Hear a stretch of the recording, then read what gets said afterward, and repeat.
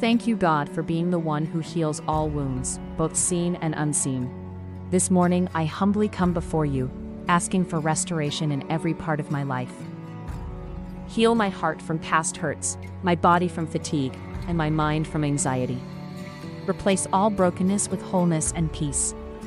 Lord, teach me to rest in the truth that your healing is not always instant, but always at work. As I go through this day, let your presence be a soothing balm over my soul. I trust that you are mending what I cannot, and I receive your full restoration with gratitude. Amen. Healing is the word of the day, which means the divine process by which God restores physical, emotional, or spiritual health and makes us whole. Today's Bible verse, Isaiah 53:5. By his wounds we are healed. Today's song, Won't He Do It, by Koryn Hawthorne. The link will be in the description below. Thank you for listening. Please like, share, and subscribe.